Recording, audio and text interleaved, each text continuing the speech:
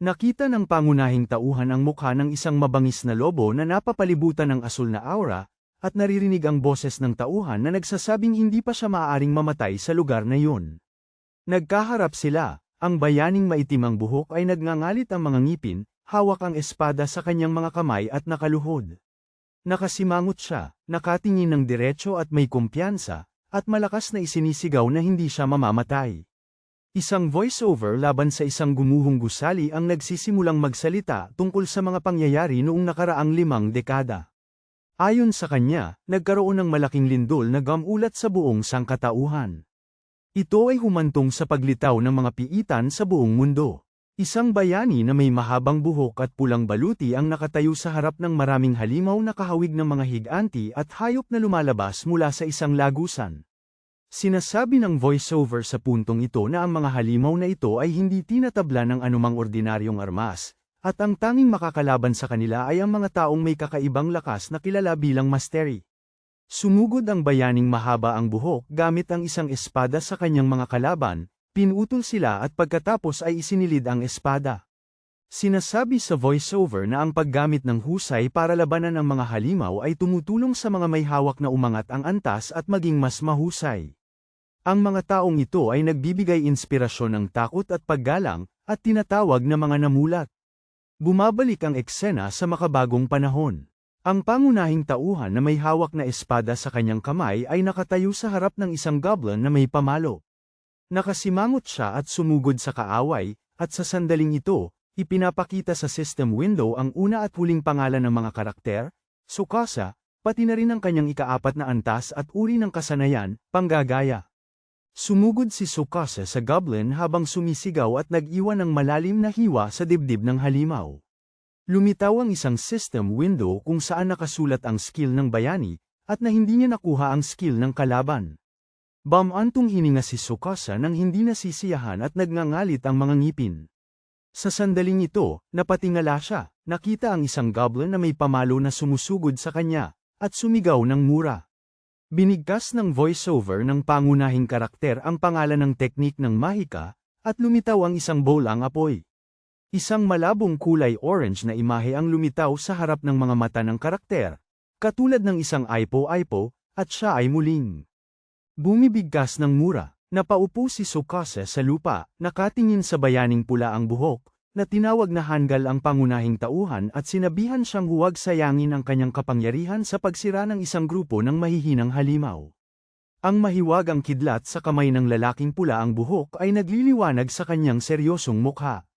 Lumitaw ang una at huling pangalan, Tedokakuro, sa system window, pati na rin ang kanyang ika-15 antas at klase ng kasanayan, Panginoon ng Apoy.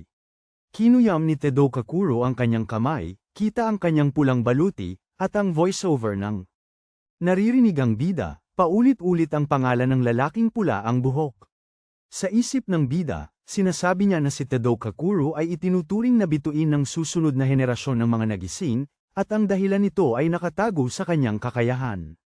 Sa imahinasyon ni Tsukasa, lumilitaw ang isang larawan ng isang salamangkero na bumubuo ng asul na pentagram sa hangin, at isang mandirigma na may kumikinang na dulo ng espada. Ipinapaliwanag ng boses ng bida na ang kahusayan ay nagsisimulang lumitaw sa isang hiwalay na grupo ng mga tao sa kanilang unang pagpapakita sa mga piitan. Maaari nilang baguhin ang kanilang ranggo at mga benepisyo bilang mga nagising. Ang aksyon ay bumabalik sa realidad. Nakaupo si Tsukasa sa lupa at tumitingin kay Tedokakuro. Sinasabi sa kanya ng lalaking pula ang buhok na oras na para maging kapaki-pakinabang, huwag nang umupo lang at magmukhang tanga, at simulan ng maghanap ng mga batong mahika. Ibinababa ni Tsukasa ang kanyang ulo na bahagyang nakabukas ang bibig at sumasang-ayon. Sinasabi ng voiceover ng pangunahing karakter na mayroon si Tedokakuro ng kasanayan sa Flame Master, na itinuturing na napakalakas dahil pinahihintulutan nito ang may-ari na kontrolin ang apoy kahit kailan niya gusto. Sa isip ni Tsukasa, sinasabi niya na mayroon ding kakayahan na tinatawag na panggagaya. Sa sandaling ito, lumitaw ang isang inskripsyon sa bintana ng sistema, na nagpapakita ng mga abilidad ng kakayahang ito. Ang panggagaya ay nagbibigay daan sa iyong gamitin ang kakayahan ng isang halimaw na nakada upang palad mo na dati. Sinabi ng pangunahing tauhan na ang kakayahang ito ay tumutulong sa kanya na ulitin ang mga kakayahan ng mga halimaw, ngunit ang posibilidad ng tagumpay ay napakababa. Pinulot ni Tsukasa ang kumikinang na asul na bato. Sa sandaling ito, sa isip niya'y sinabi niya na ang kanyang kakayahan ay nagtutulak sa kanya na sumugal kapag lumalapit sa halimaw. Gamit ang bato, tinitignan ito ng bida na may pagkabahala at sinasabi sa sarili na may depekto ang kanyang kakayahan.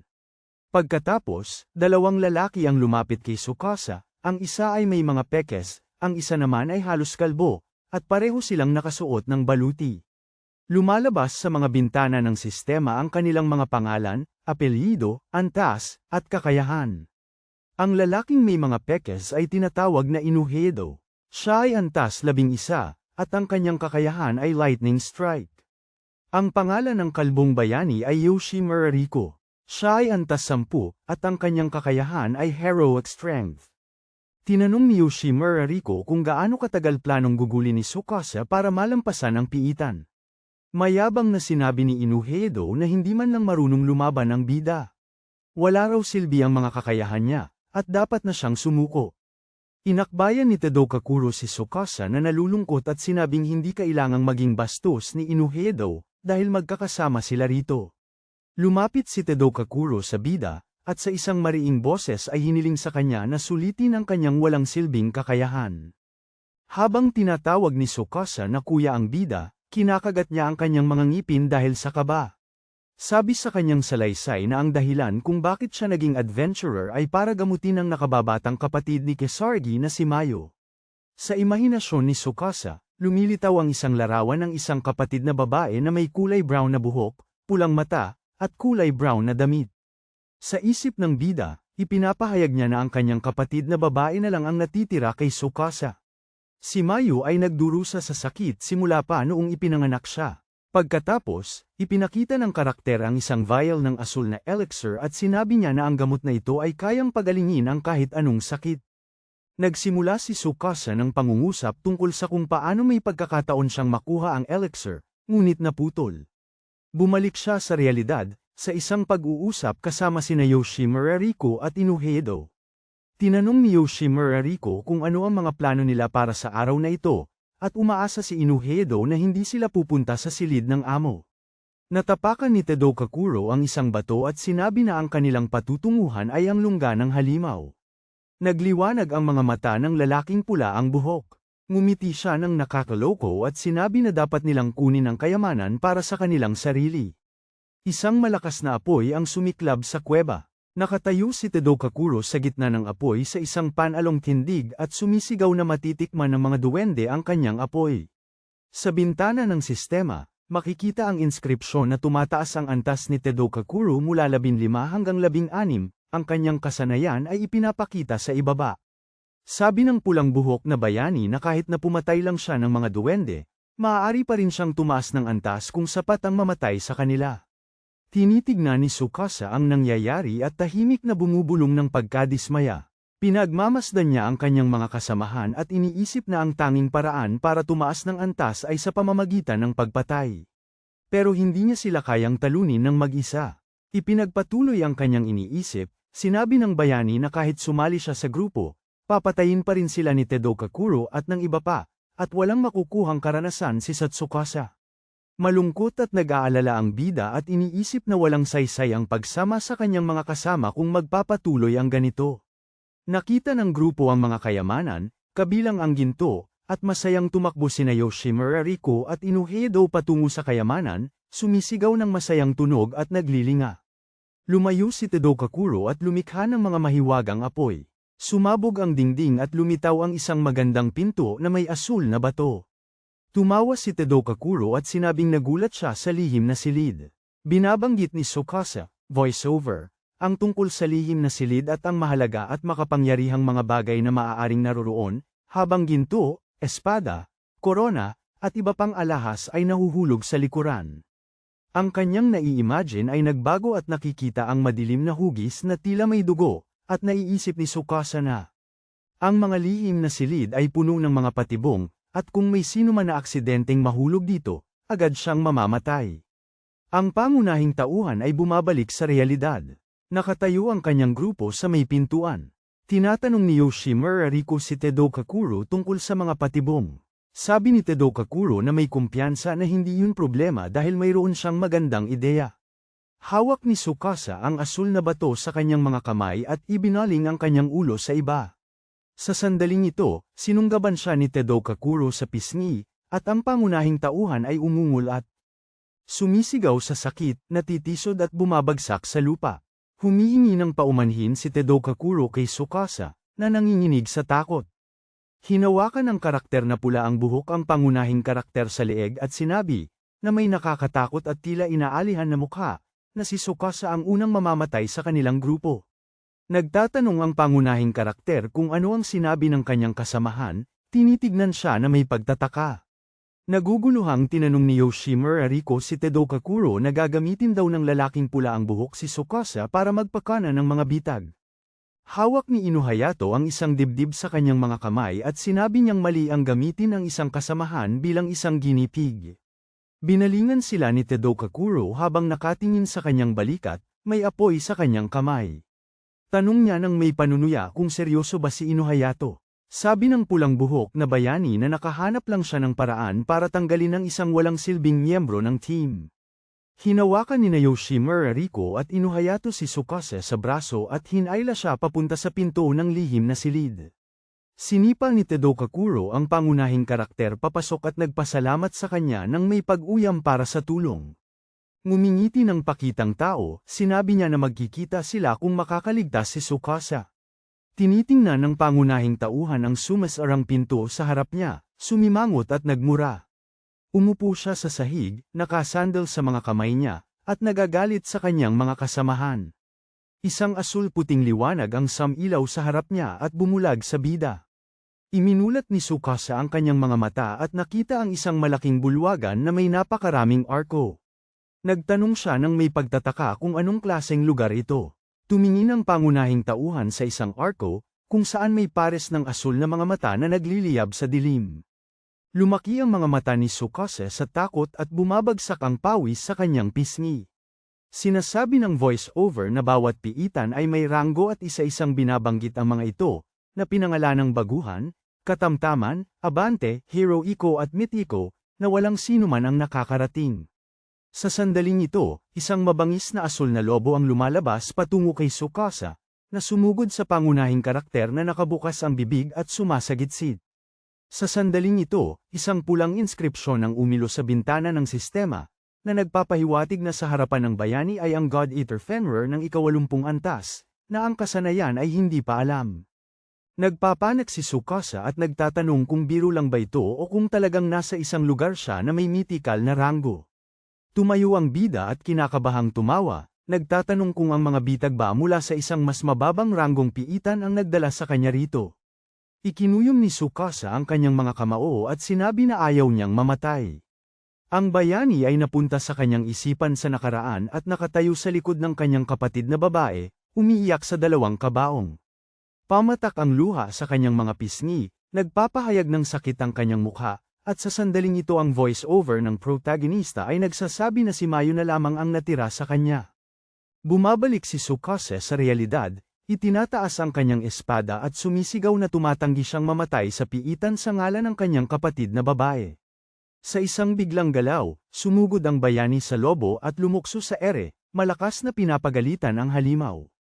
Isang mabangis na dagandong ng lobo ang narinig, na nagpatalsik kay Tsukasa sa pamamagitan ng mga alon ng tunog.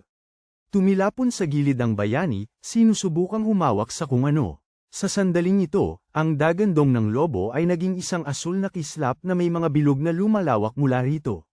Sumalpok si Tsukasa sa isang pader, na nagkabitak dahil sa impact, dumudugo ang ulo. Sa sandaling ito, lumabas sa bintana ng sistema ang isang inskripsyon tungkol sa estado ng kanyang pagiging dalubhasa at impormasyon na hindi posibleng makuha ang kakayahan ng kalaban.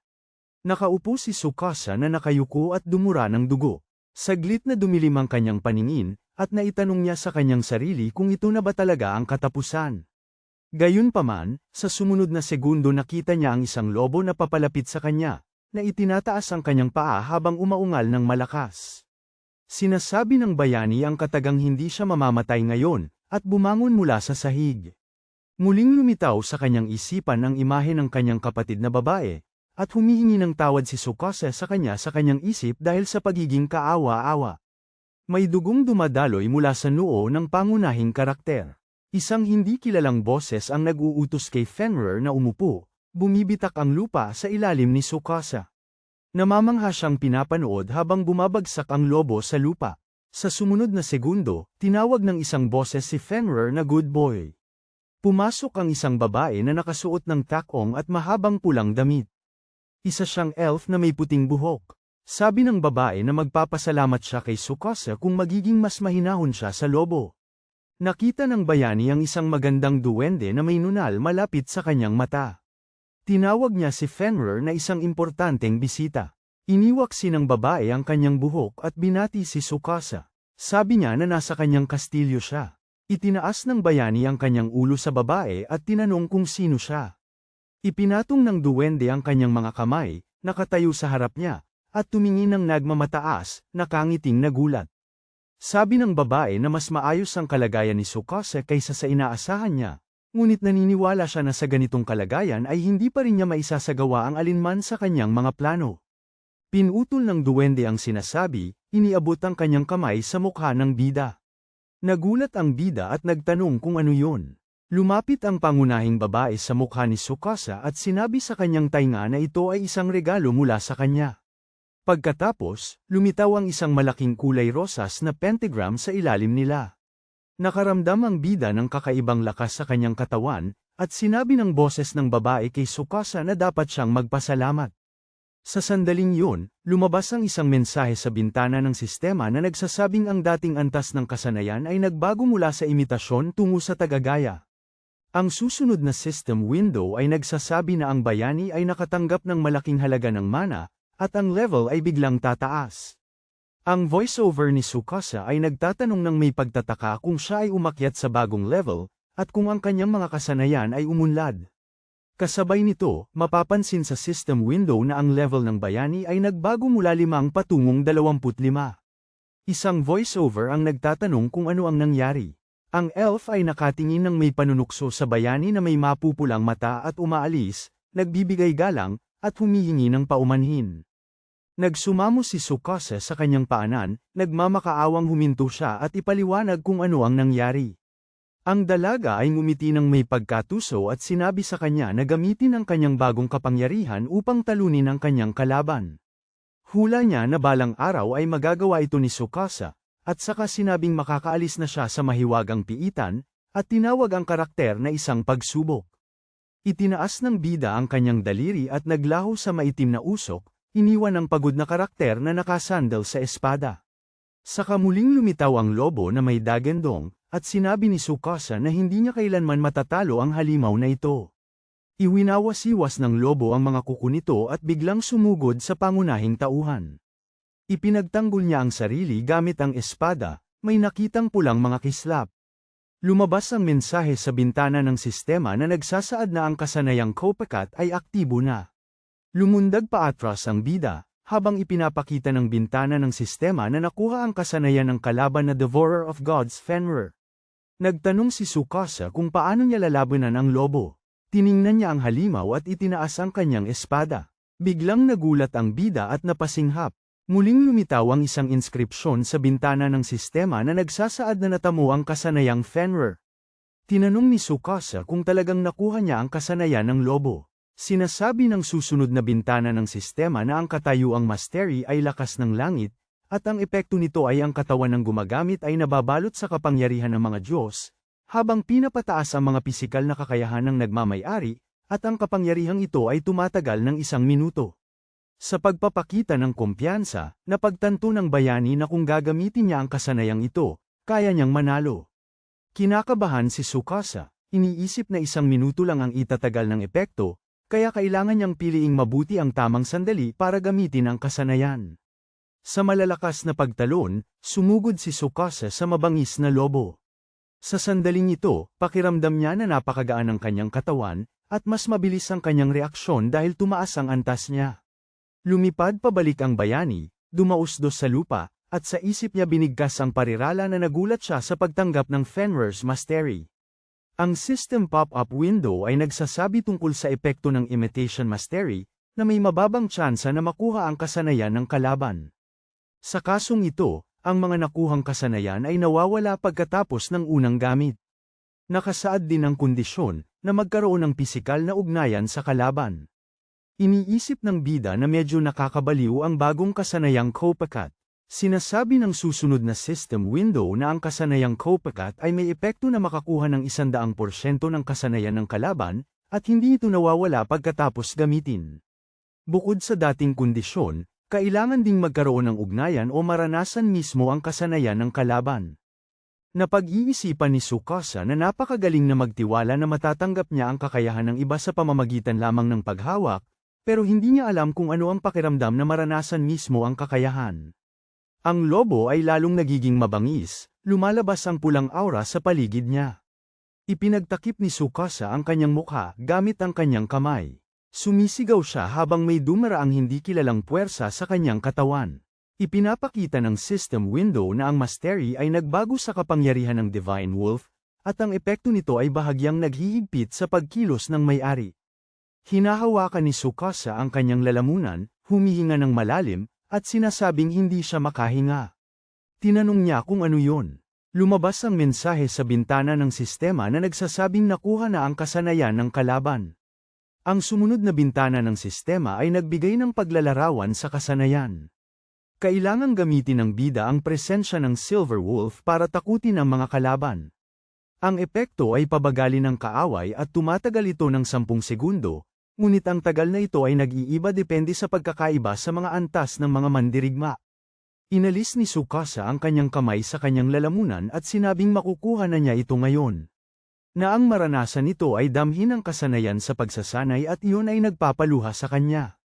Nakita ng bida ng may pagkabigla kung paano nagbabago ang lobo, at lumitaw ang sulat na Van Argon. Isang malaking maitim na liwanag ang tumulak sa bida, nag-iwan ng malalaking madilim na pulang marka sa lugar ng lobo.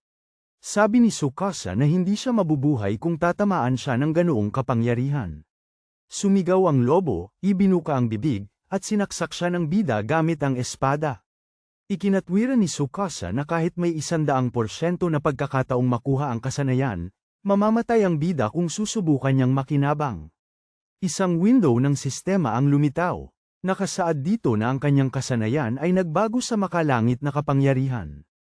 Ang epekto ay palakasin ang kanyang pisikal na kakayahan hanggang sa sukdulan, at ang tagal ay 1 minuto. Nagsisimulang isipin ng bida na magtatagumpay siya sa kakayahang ito, ngunit siya ay natigil. Sumimangot siya at sumigaw na gagawin niya ang kanyang plano o malalagay sa panganib ang kanyang buhay. Isang asul na aura ang lumitaw sa paligid ni Tsukasa. Ipinapahiwatig ng system window na ang Heavenly Power Mastery ay aktibo na. Isang malaking pulang alon ang tumapon sa lobo. Lumabas ang system window kung saan sinasabi na nakuha na ang Van Argon Mastery skill. Lumabas si Tsukasa mula sa asul na usok. Kumikinang ang kanyang mga mata ng bughaw. Sinasabi sa bintana ng sistema na mayroon pang 60 segundo bago matapos ang kanyang pagiging dalubhasa. Itinaas ng bayani ang isang espada na may bughaw na aura sa talam. Sumipa si Tsukasa mula sa lupa at saka nagbigay ng isang napakalakas na suntok, isinisigaw ang parirala na oras na para magbayad. Tumama ang napakalaking lakas sa mukha ng lobo. Nagbago ang nakasulat sa bintana ng sistema. 50 segundo na lang bago matapos ang kasanayan. Sumugod ang bayani, habang sinasabing nararamdaman niya ang labis na kapangyarihan ng makalangit na lakas, na dito'y kaya niyang manalo. Sa isang malakas na sipa mula kay Kasargi, bumagsak ang katawan ng lobo sa lupa. Nagbago ang mensahe sa pop-up window at may natitirang 30 segundo bago matapos ang aksyon. Iniisip ng bida na mayroon siyang kalahating minuto pa, tapos binilang pababa ang 20 segundo. Isang asul na kislap ang lumitaw sa pagitan ng lobo at ng karakter. Sabi ni Tsukasa, kailangan niyang talunin si Fenrir bago matapos ang aksyon. Nagtinginan ang lobo at ang bida, at sumigaw ang karakter na dudurugin niya ang halimaw gamit ang kapangyarihan ni Van Argon. Nagsalpukan ang lobo at si Tsukasa sa huling laban. Isang malakas na alon ang dumaan sa lupa. Tumalon sa gilid ang bayani at sinabing imposibleng maabot si Fenrir mula sa ganoong kalayo dahil sa agwat ng kanilang lakas. Sumigaw ang bayani na kung ganon, direkta na lang niya itong tatamaan at winasiwas ang kanyang espada. Isang malaking madilim na puwersa ang sumabog mula sa bibig ng lobo. Nakita ni Tsukasa ang isang kislap sa bibig ng hayop at sumigaw sa takot na hindi gagana ang kanyang plano. Sumambulat ang napakalaking kapangyarihan ng lobo at itinapon ang karakter palayo. Sumimangot ang bayani, pagkatapos ay isang malaking nagliliyab na tabing ang tumakip sa lahat. Nakatakas ang karakter mula sa mga apoy at bumagsak sa ibabaw ng lobo na may hawak na espada. Sinubukan ng lobo na sumalakay muli, ngunit mabilis siyang tinusok ng karakter gamit ang kanyang kapangyarihan, sumisigaw na hindi magtatagumpay ang halimaw. Nangangalay sa takot ang hayop sa dugo. Lumundag si Tsukasa sa mukha ni Fenrir at inalisan siya ng paningin. Itinaas ng bayani ang kanyang espada at sinabi na tatapusin na niya ito ngayon, ngunit bigla siyang natigil ng isang hindi pamilyar na boses na humihiling sa kanya na huminto. Bumagal si Tsukasa, lumabas ang mensahe sa bintana ng sistema na nagsasabing ang kakayahang Copycat ay aktibo na, at pagkatapos ay isa pang bintana na nagsasabing nakuha na ang kakayahan. Muling nagpakita ang elf at sinabi na mahusay ang ginawa ng bayani at nakakatuwang panoorin ang isang kahangahangang pagtatanghal. Iginawi ng babae ang kanyang daliri, at pagkatapos ay sinabi na malapit na matapos ang laban at kailangan nilang uminom ng tsaa. Sumakay ang babae sa lobo, na kumalma at humiga sa lupa. Tumayo si Tsukasa sa harapan niya at nagtanong kung bakit niya ginawa iyon. Inaayos ng dalaga ang kanyang buhok habang nag-iisip at ipinapalagay na kailangan niya itong gawin para magpalipas ng oras. Sa imahinasyon ng bida, lumilitaw ang isang larawan kung saan siya ay nakaupo sa isang trono sa loob ng palasyo, at sinasabi ng kanyang boses na hindi kailanman pumupunta dito ang mga adventurer. Kahit na may makalusot, agad silang pinapahinto ni Fenrir. Inaamin ng bida na hindi niya inaasahang makakatagpo ng isang katulad ng pangunahing karakter. Hawak ni Tsukasa ang kanyang sugatang balikat.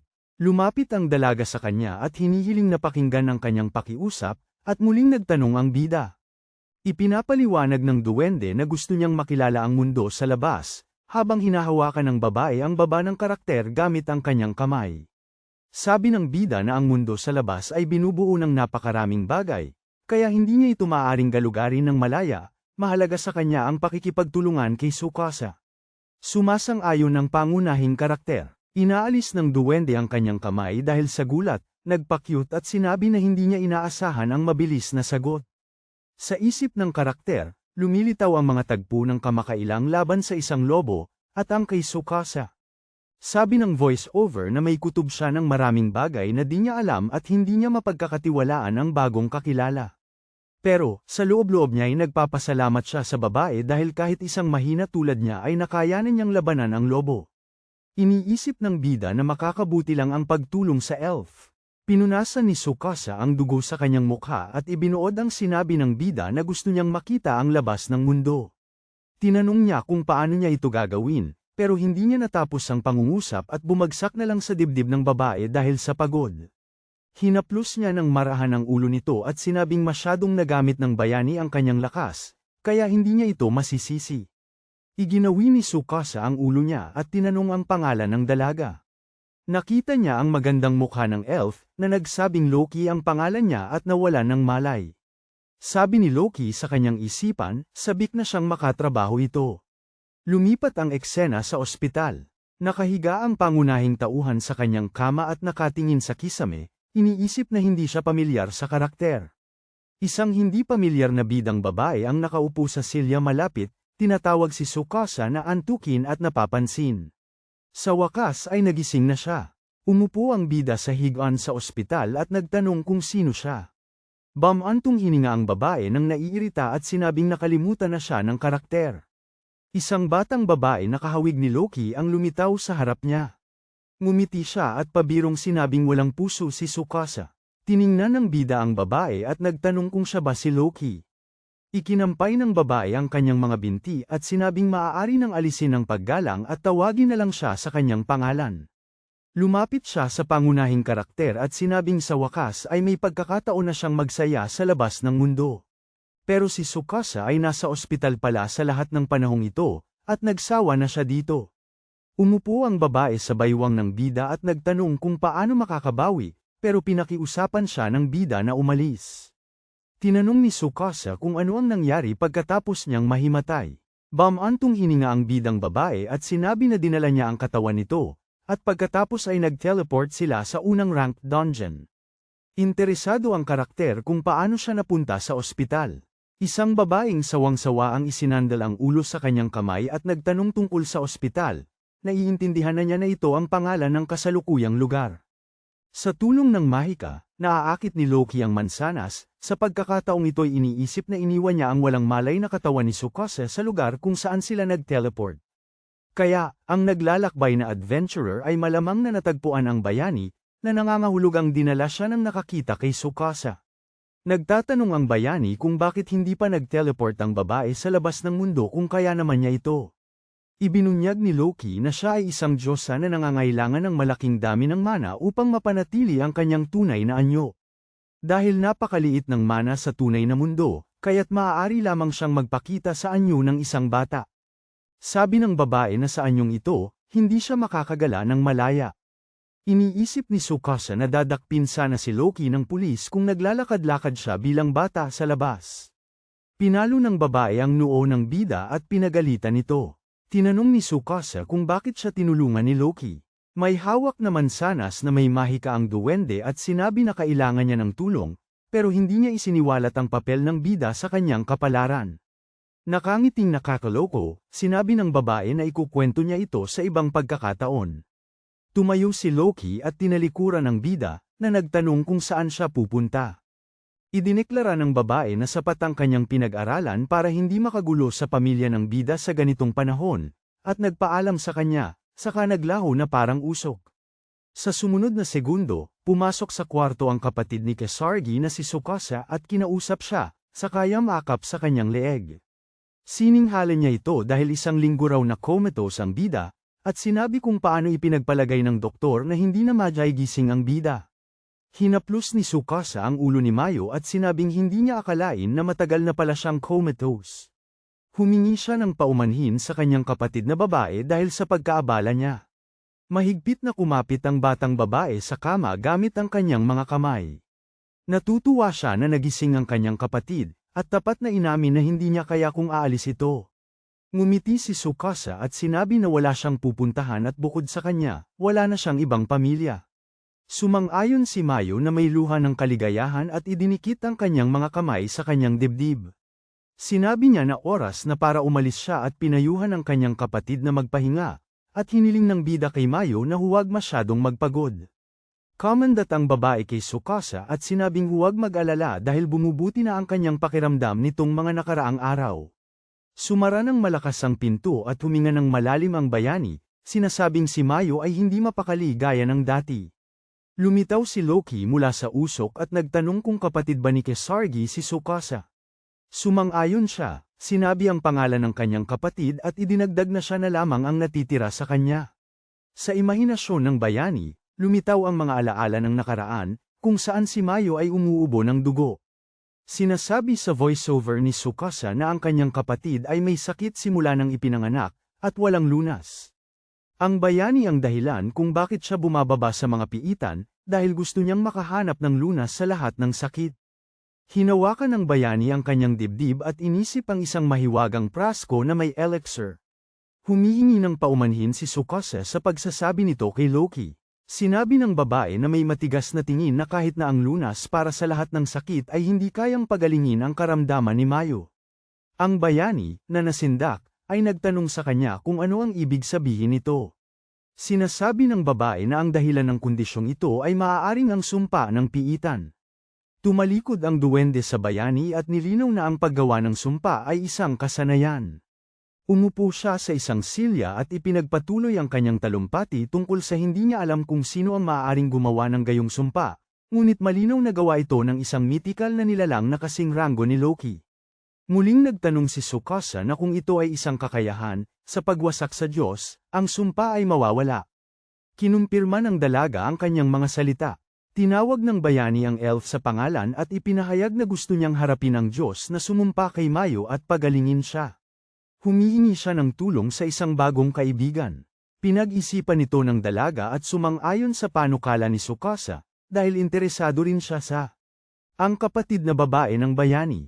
Nagpasalamat ang karakter kay Loki. Sabi ng babae na kailangan niyang bumaba sa kulungan araw-araw para magsanay, dahil kailangan pa ni Tsukasa ng karagdagang karanasan bago haminin ang isang mythical rank na piitan. Inamin ng bayani na kailangan niyang pumasok sa eskwela, pero hindi alam ni Loki kung ano yun.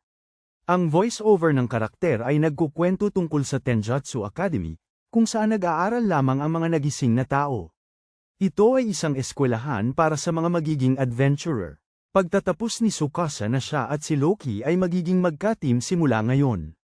Hinampas ng babae ang kamao ng bayani at sumang-ayon, inaamin na humanga siya sa pagtutulungan nila ng bayani.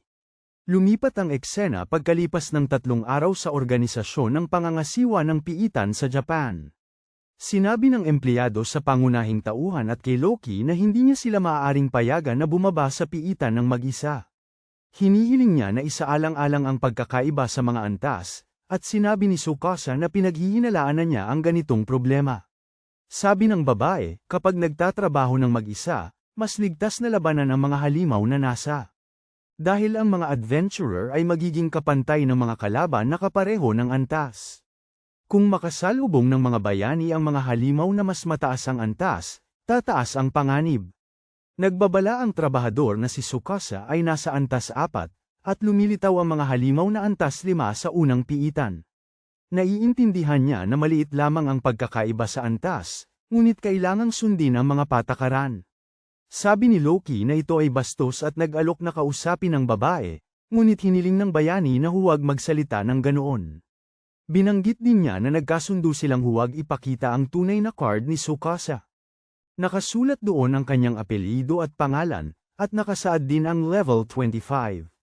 Sabi sa voiceover ng bida na huli siyang pumasok sa mga piitan na may level 4 at kasanayan sa panggagaya, at ang datos na ito ay nakatago sa organisasyon ng pamamahala ng piitan sa Japan. Kung malalaman nila na biglang naging level 25 ang bida at may bagong kasanayan, magkakaproblema siya. Tanong ni Loki kung si Tsukasa ba ay masyadong mapagparaya o talagang tamad. Sabi ni Tsukasa na ayaw niyang gumawa ng gulo at nagpaalam na. Gayunpaman, sabi ng dalaga na masyado pang maaga para umalis at ngumingisi ng nakakaloko. Iminumungkahi niya na gumamit ng kakayahan sa paglalaro ng salita. Pinag-iisipan nito ni Tsukasa at nagpas siyang gamitin ang kanyang mga abilidad, kahit na ipinagbabawal dito. Muling nagtanong ang bayani kung posible bang bumaba sa piitan ng mag-isa, at lumabas ang isang window ng sistema na nagsasaad na ginamit ng karakter ang kakayahan sa pagpapatawa. Pumayag ang empleyado at humingi ng card. Buong kumpiyansang kinumbinsi ni Loki si Tsukasa na walang makakaalam tungkol dito dahil ito ay kasanayan ng mga Diyos. Inamin ni Tsukasa na minamaliit niya ang babae at nakakaramdam siya ng kawalan ng respeto dahil sa kanya. Lumipat ang tagpo sa piitan. Lumabas ang mga bayani sa pinto papunta sa isang mahabang pasilyo na may portal sa dulo. Sabi ng voiceover na ang mga ganitong pintuan ay naglilipat sa kahit anong dimensyon at pinapayagan kang malayang bisitahin ang kahit anong lugar. Iniska ni Tsukasa ang card. Sabi ng boses ng sistema na matagumpay itong na-activate at nagbabala na mag-ingat kapag bumukas ang pintuan. Pagpasok sa portal, iniisip ng bayani na hindi mahalaga sa kanya kung aling piitan. Upang masakop o kung aling mga halimaw ang papatayin kung makakatulong ito na maalis ang sumpa sa kanyang kapatid na babae. Ipinahayag niya na handa pa siyang patayin ang Diyos. Pumasok sina Tsukasa at Loki sa portal. May kumpiyansa na gumagalaw ang bayani sa daloy ng asul na mahika. Nagbabala ang system window na nasa unang palapag sila sa yungib ng mga goblin. Nagtanong si Loki kung ano nga ba ang gagawin nila sa piitan. Sabi ni Tsukasa gusto niyang makita kung hanggang saan siya makakarating. Isang goblin na may tibak na kurba sa kanyang mga kamay ang lumabas para salubungin ang mga bayani. Nagbabala ang system window na siya ay nasa level 5. Hinugot ni Tsukasa ang kanyang espada at sinabing oras na para simulan ang pagsubok sa tibay ng sandata sa mga halimaw. Ipinapakita sa bintana ng sistema ang una at huling pangalan ng bayani, ang kanyang ika-25 antas, pati na rin ang kasanayan ng imitador. Sumugod ang bayani sa goblin. Madali siyang sumaksak at nakita ang pagsirit ng dugo. Bumagsak ang goblin sa lupa habang naghihingalo. Tiningnan ni Loki si Tsukasa nang hindi nagugustuhan at tinanong kung nasisiyahan na ba siya dito. Napansin niya na sa kasalukuyang anyo ng karakter, hindi gaanong mapanganib ang mga kalaban na tulad nito. Hiniling ni Tsukasa sa babae na hayaan siyang maging masaya at sumandal siya sa asul na kristal, kinukuha ito. Sabi niya ito ang unang beses na natalo niya ang isang goblin ng mag-isa. Sabi ni Loki na natural lamang na talunin ang mga goblin, dahil ang bayani ay nasa level 25 na. Naglitawan ang mga larawan ng kanilang unang pagkikita kay Loki sa imahinasyon ng bayani, at sinabi niya na ang dahilan ng mabilis na pagtaas ng level ay ang mana na ibinigay ng babae. Dahil sa kanyang bagong lakas, madaling nasisire ng bayani ang mga goblin na hindi niya kayang talunin dati. Nagpasalamat si Tsukasa sa babae, at masaya naman siyang sumagot na napakadali lang ng tulong na iyon para sa kanya. Palihim niyang tinanong ang bayani kung ano ang susunod. Sinabi ni Tsukasa na kailangan nilang magpatuloy. Pumasok siya ng malalim sa piitan at sinabing ang kanilang layunin ay marating ang silid ng pinuno. Isang bintana ng sistema ang lumitaw na nagbabala na ang mga bayani ay nasa ikalimang palapag sa kuta ng mga goblin. Bumaba si Tsukasa sa hagdanan papunta sa kadiliman. Huminga ng malalim si Loki at walang pakialam na inamin na nababagot siya. Tinanong ni Tsukasa kung may inaasahan siyang iba. Itinuturo ng babae ang pisngi ng bida at sinasabing hinihintay niya ang isang napakagandang laban na magpapakulo ng dugo nito. Lumulutang siya sa ere gamit ang mahika at sinasabing karamihan sa mga halimaw na nakaharap nila ay hindi man lang kalaban at malaking problema ito. Itinatawag pansin ni Loki kay Tsukasa na lumitaw na ang mga pinuno ng goblin, at nakikita ng pangunahing tauhan ang isang kumpol ng halimaw. Napagpasyahan ng isa sa mga bida na, dahil dumarami ang mga kalaban, malamang na malapit lang ang silid ng may-ari. Sa isang biglang sipa, pinugutan ni Tsukasa ang isa sa mga duwende at sinabing ang unang galaw ay nagdadala ng tagumpay. Pagkatapos, pinabagsak niya ang buong grupo ng mga halimaw at sinabing kahit marami siyang kalaban, madali niyang makakayanan sa ganitong anyo. Inamin ng bayani na natakot siyang baka hindi niya sila makayanan, pero napakadali lang pala. Sa isang malakas na sigaw, sumugod ang isang bagong grupo ng mga duwende sa karakter. Walang takot na hinarap ni Tsukasa ang papalapit na mga kaaway. Itinaas niya ang kanyang espada, na napapaligiran ng isang asul na aura, at natakot si Loki habang nanunood. Sumisigaw siya sa kanya na pigilan ang bayani. Isinigaw ni Tsukasa ang pangalan ng Van Argon Mastery at nagpakawala ng malakas na suntok na sumire sa ibabaw ng yungib. Nagalak ang bayani at nagsimulang magsalita tungkol sa pagiging simple ng misyon, nang biglang may matinding sakit na tumusok sa kanya at siya ay bumagsak. Sumigaw si Loki na kaya niya ito pinakiusap na pigilan. Nagbabala siya na ito ang kabayaran sa paggamit ng mga banal na pamamaraan sa isang mahinang katawan ng tao. Inamin ni Tsukasa na wala pa siyang nakakaharap na ganito dati. Ipinaliwanag ng babae na noong nakaraang pagkakataon ay gumamit siya ng kapangyarihan mula sa langit. Nilinaw ng bayani na hindi niya magagamit ang kakayahan ni Fenrir nang walang kapangyarihang makalangit.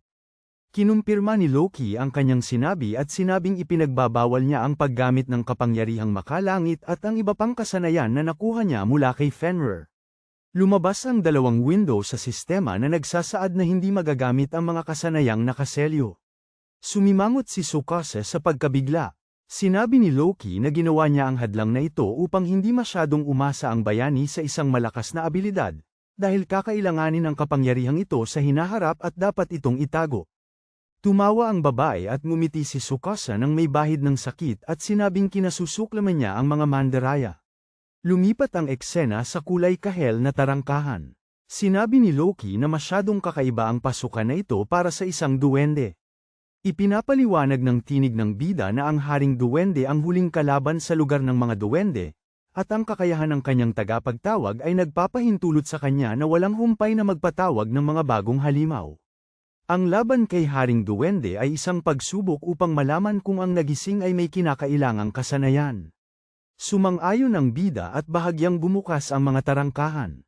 Pumasok ang mga karakter sa silid ng trono, kung saan nakaupo ang isang duwende sa pinakadulong bahagi. Sinabi ni Loki na kampante siya para sa isang simpleng halimaw. Ang haring duwende, mataba, nagpapahiwatig, ay ngumingisi. Inilabas ni Tsukasa ang kanyang espada mula sa kaluban nito at nagtataka kung bakit hindi siya kinatatakutan ng halimaw.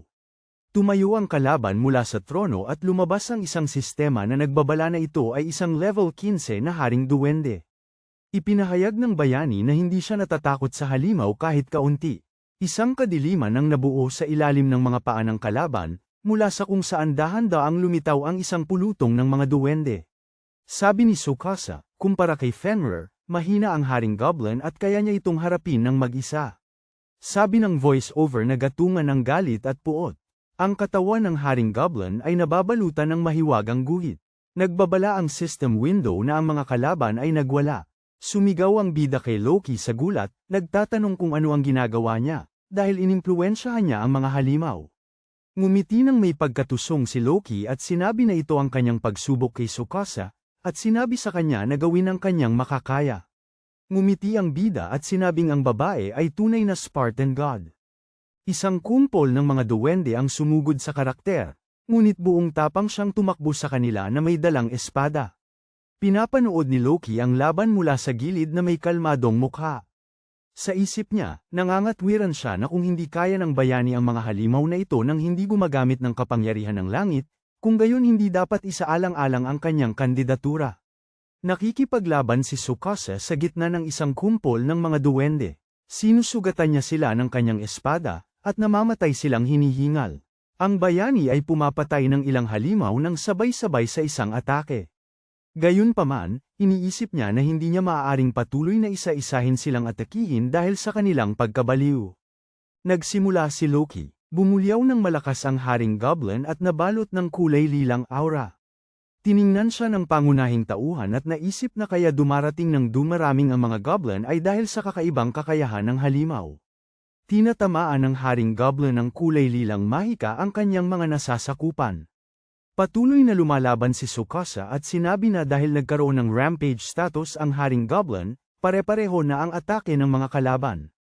Winasiwas ni Tsukasa ang kanyang mga braso at naisip na kung hindi niya matatalo ang haring goblin, mapipilitan siyang lumaban sa isang laban na halatang talo na. Sa sitwasyong ito, kailangan niyang pigilan ang kakayahan ng halimaw para hindi na ito magdulot ng gulo. Inilahad ni Tsukasa ang kanyang kamay na may nagtipong asul na mahika at inutusan ng goblin na huwag nang gamitin ang kanyang kakayahan. Lumitaw ang mensahe sa sistema na nagsasabing ang kakayahang, pawn, ay aktibo na. Asul na kid ng mahika ang pumulupot sa katawan ng haring goblin, na sinubukang tumakas ng may malakas na ungol. Ikinuyom niya ang kanyang kamay, sinusubukang putulin ang mga kadena. Sa isang mabilis na galaw, nakawala ang halimaw. Sumugod siya sa pangunahing tauhan, na walang magawa, at nagpakawala ng isang malakas na suntok. Ipinagtanggol ni Tsukasa ang kanyang sarili gamit ang kanyang espada, na nakatitig ng mariin sa goblin. Itinulak siya pabalik ng kalaban ng malakas. Samandal ang pangunahing tauhan sa espada at nagtanong kung ano ang nangyayari. Sabi ni Loki na magandang ideya yun at sana'y gumana kung hindi niya binigyan ng halimaw ng estadong pagngangalit. Ngumiti ang dalaga ng may pagkasutil at kinakausap ang pangunahing tauhan ng may panunuya. Nagtanong siya kung ibig sabihin ito na hindi maaaring pigilan ang kakayahan ng Goblin King. Sinigaw ng halimaw ang bagong pulutong ng mga goblin. Sabi ni Loki na ang kalabang si Tsukasa ay haamon sa isang Diyos, kaya dapat humanap ang bayani ng paraan para makaalis para nasa kanya ang kalamangan. Iniisip ng pangunahing tauhan na ang nagpadala ng sumpa kay Mayor ay ang may-ari ng maalamat na piitan, gaya ni Loki. Kung ang limitasyon ng bayani sa laban ay kung ano ito ngayon, hindi niya maililigtas ang kanyang kapatid. Bumangon muli si Tsukasa at tinanong ni Loki kung kaya pa niyang lumaban. May kumpiyansang kinumpirma ng bayani ang kanyang sinabi at tumitig ng mariin sa kanyang mga kalaban, na binibigkas ang isang mata para sa isang mata, isang ngipin para sa isang ngipin. Isang matinding aipo-aipo ng asul na mahika ang bumulusok sa gitna ng maraming halimaw. Sumugod si Tsukasa sa isa pang kumpol ng mga goblin at dinumog ang hari ng goblin na may galit na mukha. Sumigaw ang halimaw dahil sa tensyon at lumikha ng harang ng kulay ube na mahika. Napansin ng bayani na nakangiti na ginamit ng goblin ang kapangyarihan na magpatawag ng mga tauhan. Sumigaw si Tsukasa na kukunin niya ang kakayahan ng kalaban para sa kanya habang nakatayo sa isang kakatwang ayos. Lumilitaw ang mga larawan sa mga bintana ng sistema na nagpapahiwatig na ang kasanayang Kopakat ay ginamit at ang kasanayan ng puntirya ay matagumpay na nakupya. Iniuunat ng pangunahing tauhan ang kanyang kamay pasulong at sumisigaw na lumabas ang mga halimaw. Nagbabala ang bintana ng sistema na ang pagtawag ng mga tauhan ay aktibo. Isang malaking bilog na may maliwanag na asul na mga kislap ang nabubuo sa harap ni Tsukasa, at siya ay ngumingiti at sinasabing interesado siya sa mangyayari. Matindi ang tunog ng isang dagandong.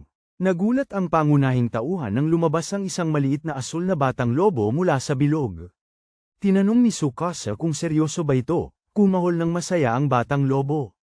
Bamaling siya sa bida at dahan-daang hinaplos ang kanyang tuhod, humahagikik ng mahina. Sumambulat ng tawa si Loki, at hindi natuwa ang bida at tinawag siyang babae at nagngit-ngit ang mga ngipin. Nahihiyang tumingin si Tsukasa sa batang lobo, sumandal patungo sa kanya at sa isip ay tinanong kung siya rin ba ang Fenrir na nakalaban niya sa mythical ranked dungeon. Sinabi ng bayani na kahit maliit ang hayop, napapansin niya ang pagkakahawig sa halimaw na nakalaban niya noon. Nakatayo ang batang lobo sa tabi ni Tsukasa, pinapanood ang papalapit na grupo ng mga duwende. Sumugod ang hayop papunta sa mga kalaban nito sa isang malakas na talon, tumatahol habang ginagawa ito. Malaki ang pinsalang ginawa nito sa mga duwende, kaya't nagsitilapon sila. Nagulat na pinanood ni Tsukasa habang lumalaban ang bago niyang alaga. Masayang ikinikaway ng batang lobo ang buntot nito at tumingin sa kanyang amo. Hinimas ng pangunahing karakter ang ulo nito, at masayang idinikit ng hayop ang dila nito at ipinikit ang mga mata. Tinanong siya ni Tsukasa kung lalaban ba siya sa panig ng karakter. Tumahol ang batang lobo nang may pagsang-ayon at hinaplos ang kamay ng bayani. Bumulyaw ng malakas ang hari ng mga duwende. Sinabi ng pangunahing tauhan sa batang lobo na ipinapaubaya na niya sa kanya ang mga halimaw na ito, at umungal ng matagal ang hayop. Itinulak ng malakas ng bayani at alaga ang lupa, at tumalon si Fenrir sa gitna ng mga kalaban. Sinalakay rin ni Tsukasa ang mga duwende at sinabing hindi na siya nag-iisa. Buong galit na winasiwas ng mabangis na hari ng mga duwende ang kanyang pamalo sa bida.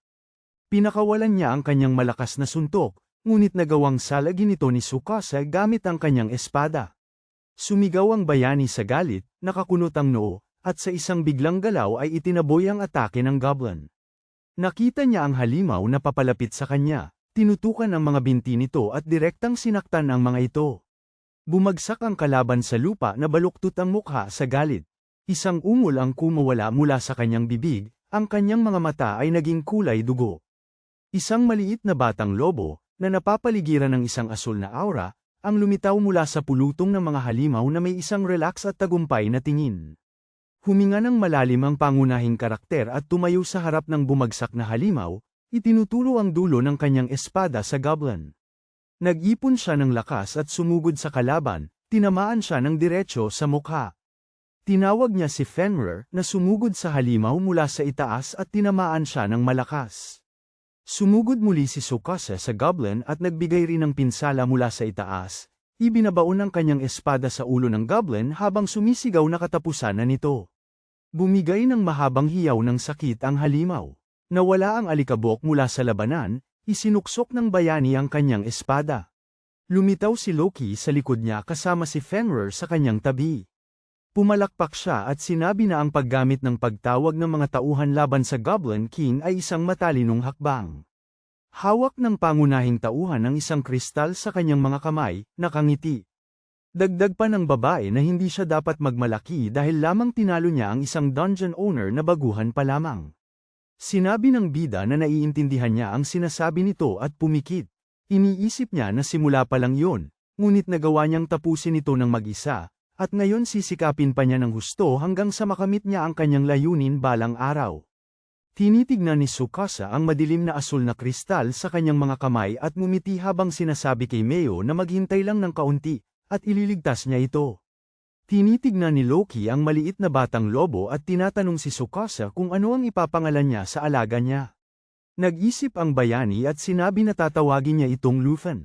Nagniningning sa saya ang mukha ng batang lobo, at muli itong sumiksik sa mga binti ng pangunahing tauhan. Sa isip niya, napansin ng bayani na naglaro lang siya sa pangalang Fenrir. Tinapak niya ang ulo ng batang lobo at sinabi na oras na para tapusin at ibenta ang mahika. Mga batong nakuha sa laban para ibili ng masarap na pagkain para kay Mayo. Humahabol ang babae sa paalis na bayani at sinasabing gusto niyang kumain ng matamis, at sumusunod din si Luffy, na kamakahol. Sa organisasyon ng pamamahala ng piitan sa Japan, tinatanong ng isang empleyado ang pangunahing karakter tungkol sa paglilinis ng piitan ng mag-isa. Inilalagay ng bida ang mga batong mahika sa harap ng babae at sinasabing ito ang patunay ng kanyang tagumpay, at gusto niyang ipalit ang mga kristal sa pera. Nagulat ang babae at sinabi sa kanya na maghintay muna habang ipinapalit niya ang mga bato sa pera, habang sa kanyang isipan, iniisip niya kung paano napunta ang bayani sa piitan na nag-iisa kasama ang level 4. Nahihiyang napansin ni Tsukasa na tila nakasulat sa mukha ng manggagawa ang tanong na ito. Natanggap ang pera, nag-inat ang pangunahing tauhan at sinabing oras na para bumalik. Nadaanan niya ang isang grupo ng tao at nakita niya sa gitna nila si Tedo Kakuro, Yashin Yururiko, at Inuhayato, pati na rin ang babaeng nasa harapan nila. Nakasuot silang lahat ng pangkaraniwang damit. Tinanong ni Tedo Kakuro ang babae kung gusto niyang sumali sa kanilang grupo, at tinawag niya itong Hoshigen rin. Iniisip ni Tsukasa ang babae at sinasabi na siya ang unang nagising. Iwinaksi ni Hoshigen rin ang kanyang buhok na kulay blonde, na nakatirintas, at tiningnan ng mariin ang mga lalaki. Humingi siya ng paumanhin at sinabi, na tila walang gana, na hindi siya interesado. Nagulat ang mga lalaki at tinanong siya kung ano ang ibig sabihin nito. Tumawa ng mahina si Tsukasa at sinabi na medyo bastos ang mga salita ni Hoshigen rin. Napansin ng babae ang bayani, si Tedo Kakuro, at ang kanyang grupo na nagulat na napalingon sa pangunahing karakter. Lumingon si Tsukasa sa pagtataka at pagkabigla nang isiga ng mga lalaki ang kanyang pangalan. Pinakiusapan ni Hoshigen rin ang bida na huminto habang paalis ito, at binati siya ni Tsukasa. Sinabi niya na hindi niya inaasahang makita ang dalaga doon, sumagot naman ito na inaasahan niyang makita siya. Sinabi ni Hoshigen rin na pumunta siya sa organisasyon ng pamamahala ng piitan sa Japan partikular para makita si Tsukasa. Ang dalaga, na may masayang itsura, ay nagsabi na tinawagan siya ng isang administrador na kakilala niya at sinabing may isang nagising na napunta mag-isa sa piitan, na nasa level 4. Nagbiro siya na sigurado si Tsukasa na alam niya kung sino ang tinutukoy niya at bahagyang sumandal patungo sa kanya. Ang boses niya ay nagkukwento tungkol kay Hoshigen rin.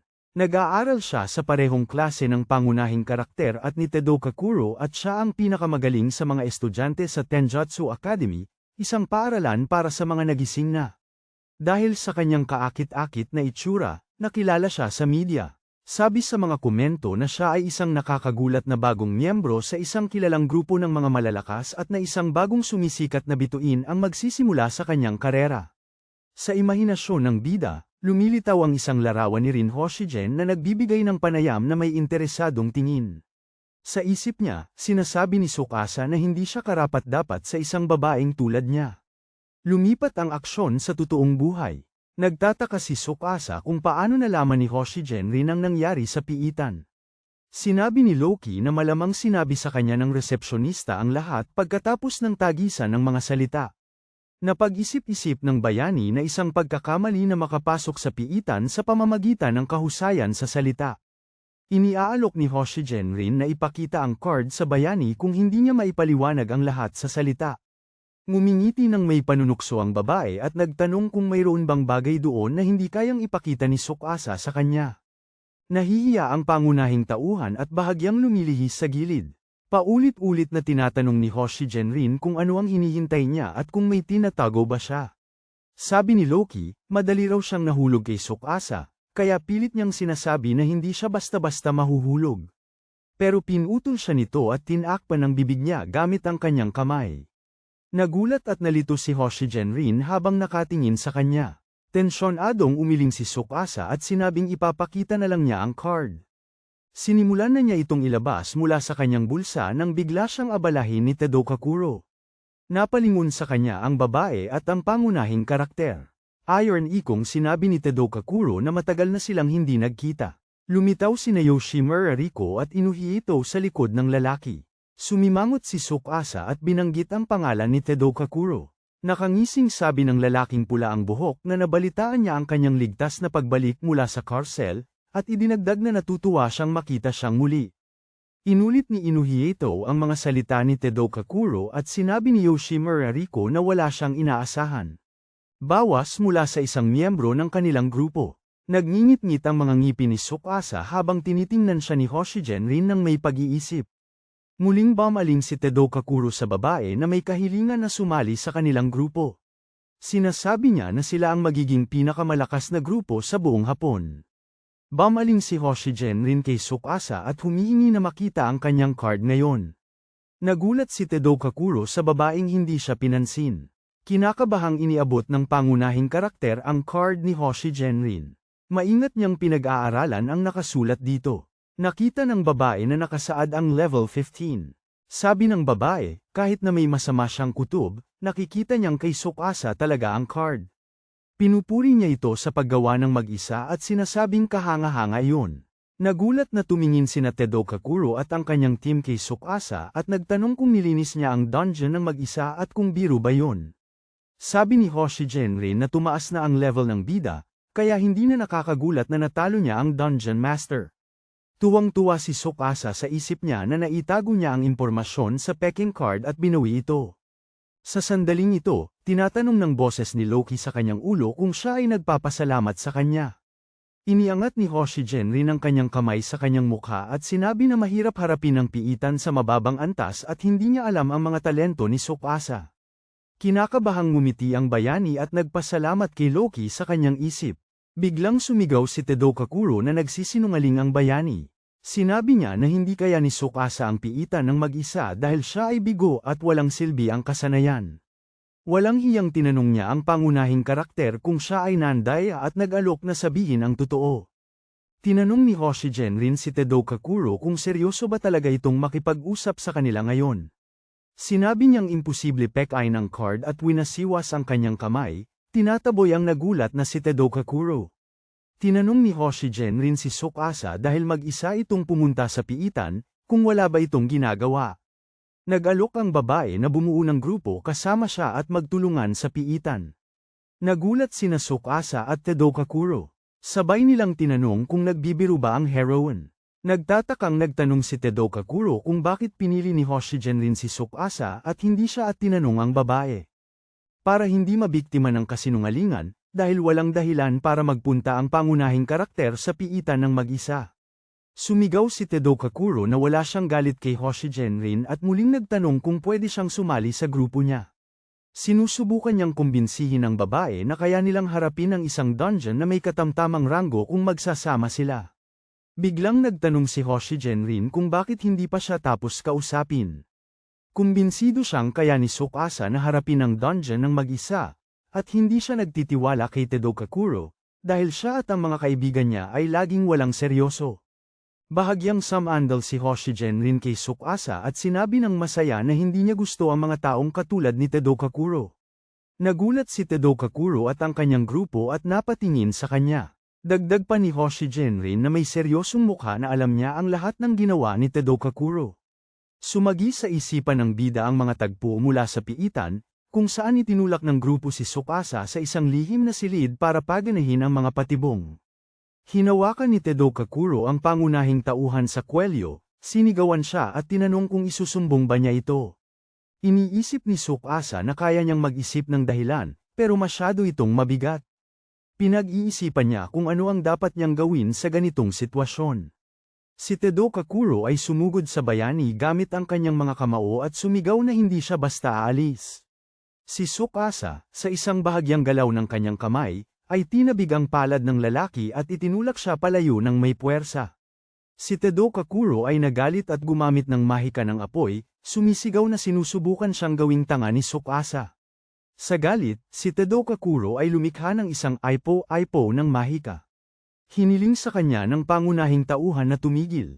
Pinatatahimik siya ni Tadokakuro at sinaktan gamit ang mahika. Agad namang pumagitna si Hoshigen-rin, tinabig ang atake ni Tadokakuro. Nagulat na tumingin sa kanya ang pangunahing karakter at ang lalaking pula ang buhok.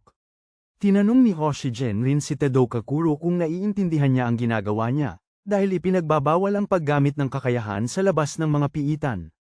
Sinimulan ni Tadokakuro na ipagtanggol ang sarili, sinasabing kasalanan ni Tsukasa dahil walang hiya itong magsinungaling.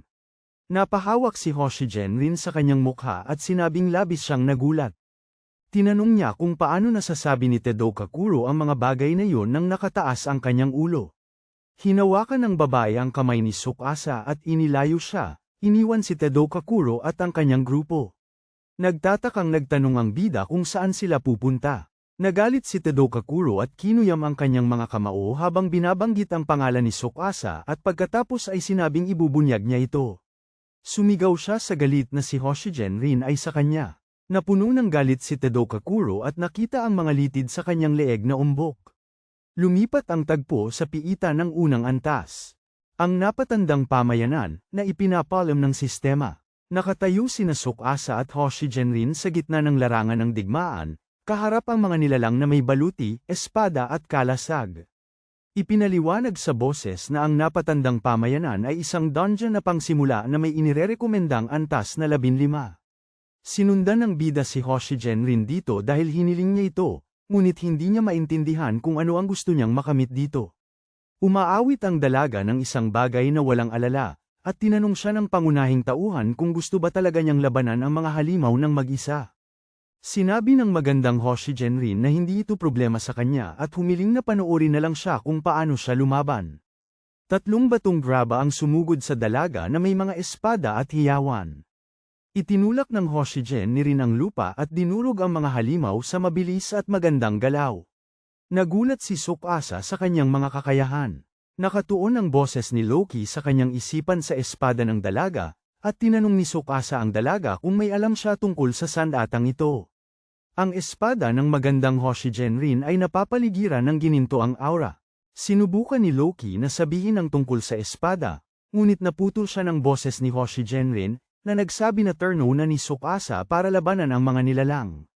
Isa ng binuo ang tumatakbo papunta sa kanya. Pamwesto si Tsukasa para lumaban habang sinasabi ni Hoshijin rin na ipakita niya ang kaya niya. Sumugod si Tsukasa at itinaas ang kanyang espada, ngunit madaling nasalag ng binuo ang atake, at umurong ang bayani sa gulat. Tumalon ang halimaw mula sa itaas, itinataas ang kanyang armas. Tumalon si Tsukasa para iwasan ang espada ng binuo. Pinakiusapan siya ni Hoshijin rin na huwag magpabeya dahil mas matalino ang mga halimaw na ito kaysa sa mga duwende. Sabi ng dalaga na may 2 paraan para talunin ang kalaban na may kalasag, at kailangan sirain ng bida ang kalasag sa pamamagitan ng lakas o kaya'y gumawa ng isang banayad na atake para makalusot. Sinunod ng pangunahing tauhan ang payo at madaling naputol ang ulo ng kobold. Napangiti si Hoshijin rin dahil iniisip niya na mas magaling si Tsukasa kaysa sa inaasahan niya at baka imbitahan niya ito sa grupo. Pinuri ng dalaga ang pangunahing tauhan at pumalakpak. Nagpasalamat si Tsukasa at isinilid ang kanyang espada. Sabi ni Hoshijin rin, dahil nagpapakita ng tagumpay ang bayani, ipagkakatiwala niya rito ang pinakamahalagang bagay. Hiling niya na gawin ang pagsubok sa harap ng silid ng may-ari at pinag-uusapan niya ang halimaw. Tinatawag itong mini-master, habang kumikindat siya sa pangunahing karakter. Napadpad sila sa larangan ng digmaan, kung saan nakikita nila ang isang kagubatan at malalaking batong kahawig ng mga ngipin ng dragon. Lumabas ang babala sa bintana ng sistema na may isang kobold general na level 15 sa harap nila. Nakita ng 2 karakter ang isang malaking nilalang na parang hayop na nakasuot ng baluti at may espada, at sa likod niya. May isang grupo ng mga kaaway. Sabi ng babae na kailangang simulan sa pagtalo sa mga kasama ng halimaw, at sumang-ayon ang pangunahing karakter sa kanya. Sumugod siya sa mga kobold kasama si Hoshijin rin. Bigla, hamampas sa kanila ang general mismo ng mga kobold, at lumayo ang mga bayani sa sandata.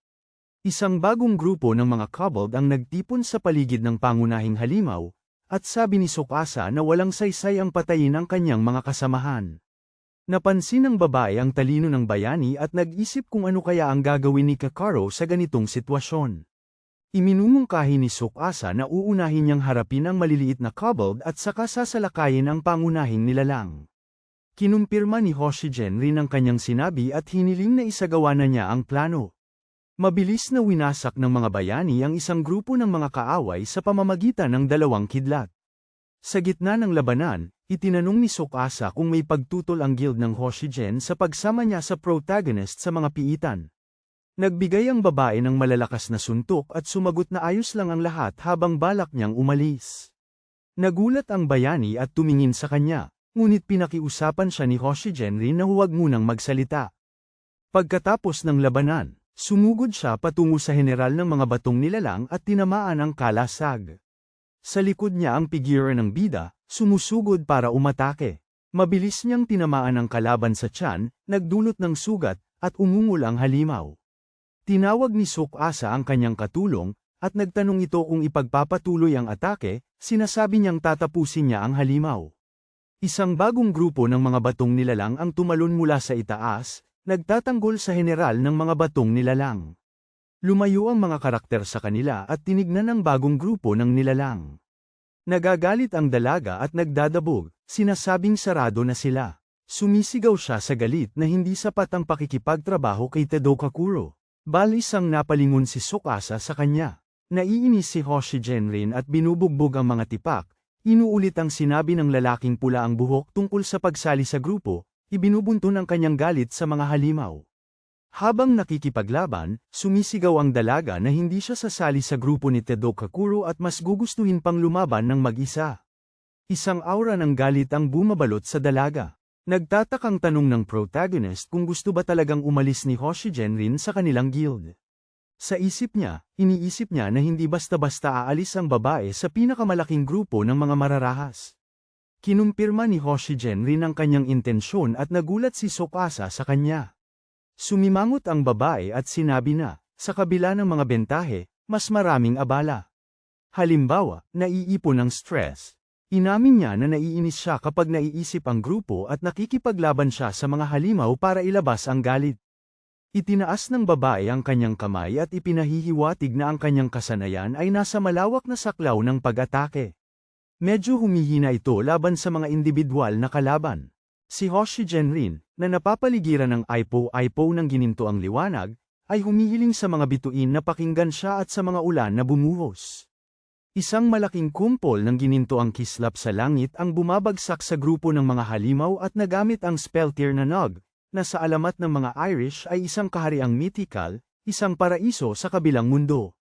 Pinuprotektahan ng pangunahing karakter ang kanyang sarili mula sa bugso at nauunawaan kung ano ang lakas ng pinakamahuhusay na adventurer. Sa kanyang isipan, ikinatwiran niya na kahit na minsan ay nagiging mas mahina ang babae, napakalakas pa rin niya. Nagbabago ang larangan ng digmaan, ang mahahalagang bughaw na bato na nakuha sa laban ay nakakalat sa lupa, at si Hoshijin rin ay naguunat sa nakarelax na paraan. Sabi niya para siyang isinilang muli at ang natitira na lang ay ang huling boss, at ngayon kailangan niya munang magpahinga. Umupo si Hoshijin rin at Tsukasa sa isang bato at nagpapahinga. Inabot ng dalaga ang tauhan ng isang bote ng tubig at tinanong kung narinig na niya ang tungkol sa dakilang tinanong ni Tsukasa kung siya ba ang unang adventurer na nakatapos ng heroic rank dungeon sa Japan. Nag-iisip siya ng pangalan, at iminungkahi ni Hoshijin rin na ang pangalan ng bayaning iyon ay Michinaga Degiro, pero ito ang dati niyang pangalan. Idinagdag niya na pagkatapos niyang mag-asawa, nagsimula siyang tawaging Hoshijin at binigyan niya ang babae ng espada. Gayunpaman, naikwento rin ni Lolo kay Hoshijin rin ang iba't ibang kwento tungkol sa mapanganib na paglalakbay na ginawa ni Hoshijin kasama ang kanyang mga kasama. Sa imahinasyon ng bida, lumilitaw ang mga imahe ng 5 adventurer. Sinabi ng babae na ginalugad nila ang mga lupaing hindi pa nararating, walang nagdidikta o pumipigil sa kanila. At sinabi pa niya na gusto rin niyang maranasan ito. Pangarap na itinaas ni Hoshijin rin ang kanyang ulo patungo sa kanya, at tinitignan siya ni Tsukasa na may inspirasyon.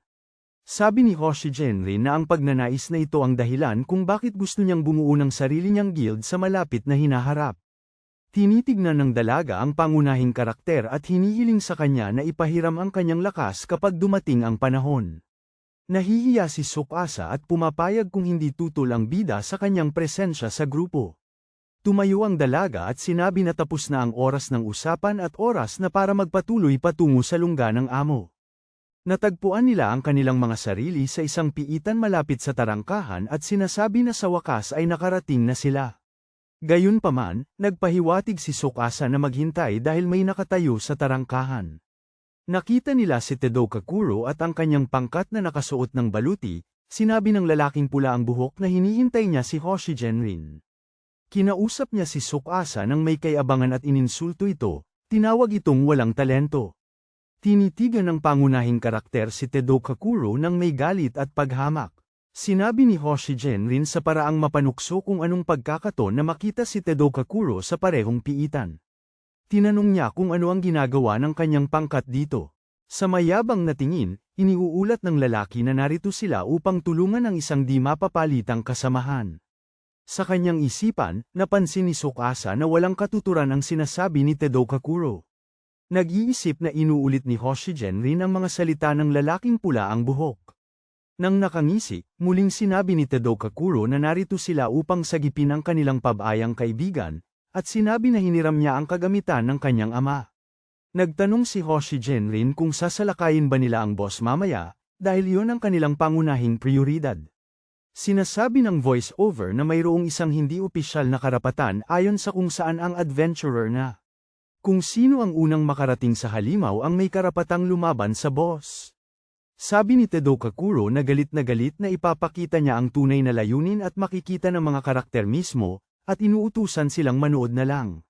Sabi ni Hoshigen rin na wala nang iba pang magagawa sa sitwasyong ito, panoorin na lang kung paano nila malalampasan ito. Sumang-ayon si Tsukasa at sinabing sila naman ang lalaban sa boss sa susunod. Ang aksyon ay lumipat sa isang madilim na silid, kung saan nakaupo si Loki sa harap ng TV. Obserbahan niya ang pag-uugali ni Tadokakuro at ng kanyang team para kay Tsukasa. Nagbago ang mukha niya at naging galit, at sumigaw ang babae na hindi maglalakas loob si Tadokakuro at ang kanyang mga kasama na patayin ang halimaw. Sa sandaling ito, nagbabala ang system window na nasa harapan nila ang isang level 20 Kobold King. Ang nilalang ay kamukha ng isang malaking lobo na nakasuot ng baluti. Sabi ng voice-over na ang halimaw na ito ang boss ng pamayanan ng Kobold at may kakayahang magpatawag ng mga tauhan, katulad ng Goblin. Lumitaw ang maraming alipor sa tabi ng halimaw, at lumitaw ang isang espada ng kulog sa kamay ng boss. Sinimula ni Tadokakuro at ng kanyang grupo ang laban. Gumagamit sila ng mahika at pinapalo ng espada ang mga kobold. Sinasabi ng voice-over na malakas si Tadokakuro at ang kanyang mga kasama at kaya nilang talunin ang boss. May biglang pagsiklab ng apoy na samugat sa pangunahing kobold. Lumingon si Tadokakuro kay Hoshigen rin at Tsukasa sa likod ng pagsabog at sinambit ang mga salitang ganoon ang kanyang kapangyarihan. Sinasabi ng voice-over ni Loki sa Haring Kobold na maging isang baliw na pinuno na sisir sa lahat ng nasa daan niya. Tinitignan ng pangunahing karakter ang nangyayari at nagulat, habang naririnig niya ang boses ng babae, at nagtatanong si Tadokakuro na may mayabang na tingin kung anong nangyari. Ang Haring Kobold ay nagalit ng todo at lumitaw ang isang bintana sa sistema na nagbabala na ang halimaw ay nasa level 20 na ngayon at nagtamo ng estadong pagkasira ng ulo. Umuulan ng mga bowlang apoy si Tadokakuro sa papalapit na nilalang, ngunit hindi ito nakatulong. Nagkaroon ng pulang aura sa paligid ng halimaw at tinamaan si Tadokakuro, na tumilapon sa pader. Tanong ni Hoshigen rin sa pagkabigla kung ano ang nangyayari. Nag-isip ang pangunahing karakter kung ano kaya ang binabalak ni Loki.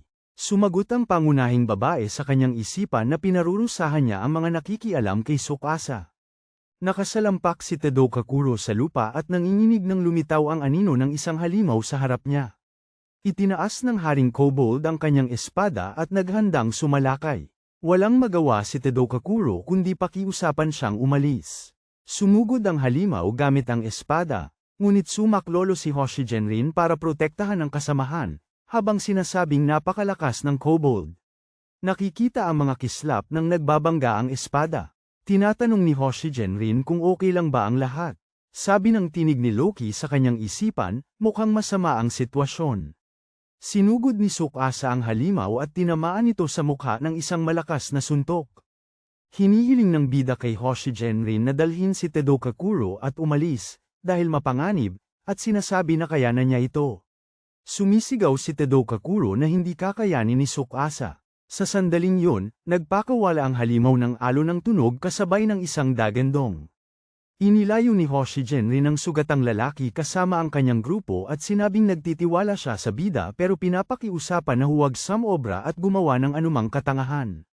Tinawag ni Tsukasa si Ruf, at lumitaw ang lobong tuta na napapalibutan ng asul na aura. Nagtataka si Tedo Kakuro at nagtanong kung ano yon, at tumingin si Hoshijin rin sa pangunahing karakter nang may paghanga at sinabing ang cute ng alaga. Sumugod ang batang lobo sa umaatungal na halimaw. Tumakbo si Tsukasa sa likod niya, na ipinagkatiwala ang kobold kay Rufa. Tumahol ang batang lobo at sumang-ayon. Nagharap si Tsukasa at ang hari ng mga kobold. Itinulak ng halimaw palayo ang karakter. Dumausdos siya sa lupa, tumayo at nagbigay ng malakas na suntok sa kobold. Sumabog ang dugo ng kalaban na ikinagalit nito. Nagtataka si Tsukasa kung nagtagumpay ba siyang gayahin ang espada ng kulog. Lumabas ang bintana ng sistema na nagsasaad na matagumpay na nakupya ang kakayahan ng espada ng kulog. Sabi ng isa pang bintana ng sistema na may epekto na nagiging sanhi ng kidlat na bumalot sa sandata. Sabi ng pangunahing karakter na makakatulong ito. May kulay pulang kuryente na bumalot sa kanyang katawan habang nagtataka ang kanyang mga kasamahan na nanunood. Ipinatawag ni Tsukasa si Rufa, na nagbigay ng malakas na atake sa kalaban, pero nagpatawag siya ng bagong grupo ng mga alagad. Sabi ng pangunahing karakter na kulang pa ang lakas. Itinaas niya ang kanyang kamay. Asul na kidlat ang nagmula sa espada, at sinabi niya ang isang parirala tungkol sa pagpapakulog ng kidlat. Nagbabala ang window ng sistema na ang kasanayang espada ng kulog ay naisaaktibo. Sinasabi ng boses ng bayani na bukod sa pagpapahusay ng mga armas, ang kahusayan ay may isa pang epekto. Sabi ng window ng sistema na maaaring gamitin ang kidlat para sa malalayong atake at mapigil ang kalaban. Dinurog ni Tsukasa ang kidlat sa halimaw. Sumugod ang bayani sa kobold at isinaksak ang espada sa dibdib nito, sinasabing ito ang paraan kung paano niya tatapusin ang halimaw. Kumakalat ang asul na kidlat sa katawan ng hari ng mga kobold, at siya'y nawawasak. Nagtataka si Hoshijin rin sa nangyayari. Napunta sa kamay ng pangunahing tauhan ng isang asul na hiyas. Gulat na tinitigan siya ng dalaga at pinuri sa kanyang ginawa, nagtataka kung sino ba talaga siya. Lumipat ang tagpo sa silid ni Tsukasa. Kumakain si Loki ng mansanas at nang may kasiyahan sa mukha ay nagtanong kung pupunta ba talaga ang bayani sa akademya, dahil mas makabubuti kung lilinisin niya ang piitan. Isinuot ni Tsukasa ang kanyang jacket at sinabi na kaya siya papasok sa eskwela, para matuto siya. Tungkol pa sa mga piitan at baka matutunan kung paano pagalingin si Meo. Si Loki, na may inip na hitsura, ay nagsabi na sapat na sa kanya ang basta pumunta sa mga piitan para lumakas, ngunit pumayag din siya dahil maraming kawili-wiling bagay ang nangyayari rin sa akademya. Tinanong siya ni Tsukasa kung babalik pa siya, at sinabi ng babae na tiyak na gagawin niya yon. Ang eksena ay lumipat sa Tenjutsu Academy, sa Class 2A. Pagpasok ni Tsukasa sa opisina, nakita niya ang mga mukha ng kanyang mga kaklase na nagbubulungan tungkol sa kanya. Pinag-uusapan ng mga lalaki sa pagitan nila kung dapat bang isama ang pangunahing tauhan. Patay na at kung gaano katagal pa magiging adventurer si Tsukasa kung halos paalisan na siya. Napapansin ng bida sa kanyang isip na marami na ang nag-aakalang patay na siya at ang dahilan nito ay ang gawin kay Kakaro. Pumasok sa silid-aralan si Hoshijin rin at lumapit sa mesa ng bida. Binati niya ito at nagpasalamat sa kahapon. Sinabi ni Tsukasa na isa itong mahalagang karanasan. Ipinahayag ng heroine na sa susunod ay dapat nilang bisitahin ang isang intermediate level na piitan na tinatawag na tahanan ng mga patay, dahil dito raw matututunan ng bayani ang lahat ng kanyang lakas. Sa isip ni Tsukasa, sinasabi niya na maaaring may hinala si Hoshijin rin at hindi siya dapat gumamit ng kanyang mga kakayahan sa harap ng dalaga. Nagtatakang nagtatanong ang mga kaklase ng bayani kung bakit nakikipag-usap si Hoshijin rin sa mga estudyanteng nahuhuli sa pag-aaral. Tinatanong ng dalaga ang bayani kung mayroon siyang libreng oras pagkatapos ng klase. Sa sandaling ito, pumasok si Tedo Kakaro sa opisina. Sumimangot siya at naglakad patungo sa pangunahing tauhan. Tinanong niya kung bakit narito si Hoshijin rin. Hindi sang-ayon ng dalaga at sinabing hindi dapat kausapin ni Tedo Kakaro si Tsukasa ng ganoon. Sumiklab ang bahagyang galit sa pagitan ng mga bayani. Iniisip ng pangunahing tauhan na huwag hayaang lumala ang sitwasyong ito at humantong sa gulo. Hinahamon ni Tedo Kakaro ang pangunahing tauhan sa laban at sinabi na ibubunyag niya ang buong katotohanan tungkol sa kanya sa laban na ito. Nagtatanong sa sarili si Tsukasa kung bakit nangyayari ito, at sa sandaling ito, tinatanong ni Loki, na nagmamasid sa lahat, si Tedo Kakaro kung binihag ni Tsukasa ang piitan ng mag-isa at hindi nakatakas. Gusto sanang tumutol ni Tsukasa, ngunit inuutusan siya ng boses ni Loki sa kanyang isipan na tanggapin ang hamon. Hindi sumasang-ayon si Tsukasa sa kanyang isipan dahil ayaw niyang lalong mapansin.